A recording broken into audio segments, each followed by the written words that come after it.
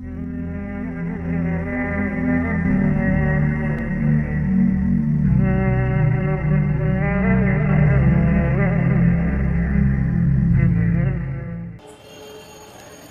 عورت صبر کرنے والی ہوتی ہے. مصیبتیں آتی ہیں، پریشانیاں آتی ہیں، وہ واویلا نہیں کرتی، چیختی نہیں ہے، چلاتی نہیں ہے. ابھی بمبئی کے اندر ہمارے ایک بڑے عزیز دوست کے ساتھ بڑا خطرناک حادثہ ہوا. بمبئی میں باندرا میں وہ رہتے ہیں.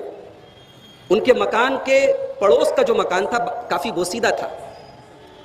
وہ پڑوس والا مکان ان کے مکان کے اوپر گر پڑا اور ان کے 9 بچوں میں سے 5 بچے آن دا اسپاٹ انتقال کر گئے.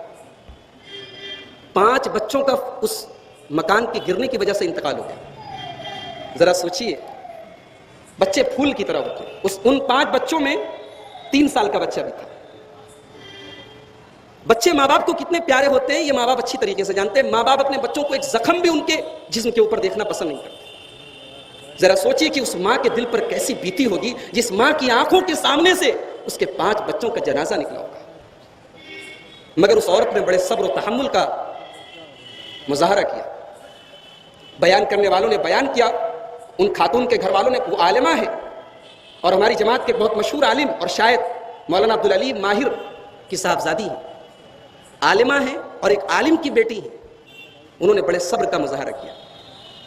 میں نے جب یہ واقعہ سنا، یہ بات سنی، تو مجھے حضرت ام سلیم کا واقعہ یاد آیا.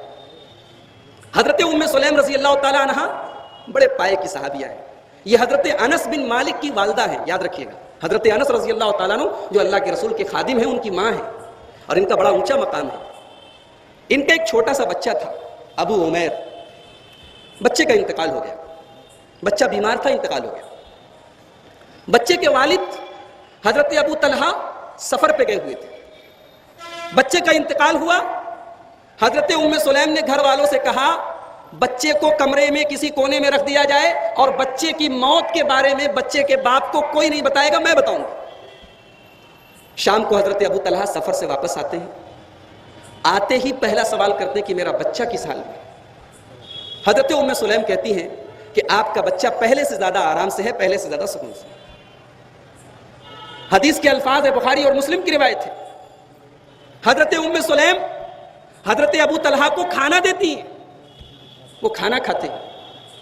اس کے بعد خوب میک اپ کرتی ہیں، خوب سجتی ہیں، خوب سنورتی ہیں. کئی ہفتوں کے بعد، کئی دنوں کے بعد شوہر سفر سے آیا ہے. شوہر کے لیے میک اپ کرتی ہیں، شوہر کے لیے سجتی سنورتی ہیں. میاں بیوی کی ملاقات ہوتی ہے. صبح اپنے شوہر سے کہتی ہیں کہ یہ بتائیے کہ اگر کوئی آدمی اپنا کوئی سامان کہیں عاریت کے طور پر، ادھار کے طور پر دے اور پھر واپس مانگ لے تو کیا برا ماننا چاہیے؟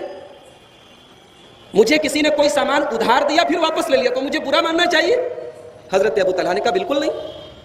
حضرت ام سلیم نے کہا آپ کا بچہ بھی اللہ کی امانت تھا، اللہ نے اٹھا لیا. حضرت ابو طلحہ غصے میں آ گئے. کہا کہ میرا بچہ انتقال کر گیا، میرے بچے کی لاش گھر میں پڑی ہے اور تم سجتی سنورتی رہی، تم میک اپ کرتی رہی، میں کھانا کھاتا رہا، ہم دونوں ملاقات کرتے رہے. انہیں بڑی بری لگی اپنی بیوی کی یہ حرکت. نبی کریم صلی اللہ علیہ وسلم کے پاس آئے اور آپ کو پورا واقعہ بتایا. اللہ کے رسول صلی اللہ علیہ وسلم نے حضرت ام سلیم کے اس عمل کی تحسین فرمائی. آپ نے کہا کہ انہوں نے اچھا عمل کیا اور آپ نے برکت کی دعا کی کہ رات کی دونوں کی ملاقات میں اللہ تعالیٰ برکت دے. اور نبی کی دعا کا یہ نتیجہ تھا کہ ام سلیم کے بطن سے 9 بچے پیدا ہوئے، سب کے سب قرآن کے حافظ اور قاری پیدا ہوئے. میرے پیارے بھائیوں، یہ جنتی عورت ہوتی ہے، صبر کا پہاڑ ہوتی ہے. مصیبتیں اور تکلیفیں آتی ہیں تو ٹوٹ نہیں جاتی، بکھر نہیں جاتی، اپنا آپا نہیں کھو دیتی، اپنے آپ کو سنبھال کے رکھتی ہے. انا للہ و انا الیہ راجعون پڑھتی ہے اور اللہ تبارک و تعالیٰ کی تقدیر پر راضی ہو جاتی ہے. جنتی عورت بہادر ہوتی ہے، بہادر ہوتی ہے. عام طور سے کہا جاتا ہے کہ عورت بزدل ہوتی ہے، عورت کمزور ہوتی ہے، مگر ایک ایمان والی عورت جس کے اندر ایمان کی طاقت ہو، اس کی طاقت کو کوئی چیلنج نہیں کر سکتا. غزوہ حنین کے بارے میں ہمارے علماء کرام بیٹھے ہیں. غزوہ حنین کی جنگ میں ایک لمحہ ایسا آیا تھا کہ مسلمان بہت پریشان ہو گئے تھے، لیکن حضرت ام سلیم رضی اللہ تعالیٰ عنہ نے غزوہ حنین کے موقع پر بڑی بہادری کا مظاہرہ کیا تھا.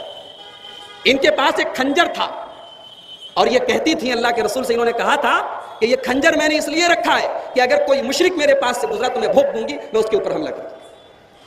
تو جنتی عورت اپنی عزت کے لیے, اپنی عصمت کے لیے, اپنے ایمان کے دفاع کے لیے تیار ہوتی ہے, بہادر ہوتی ہے.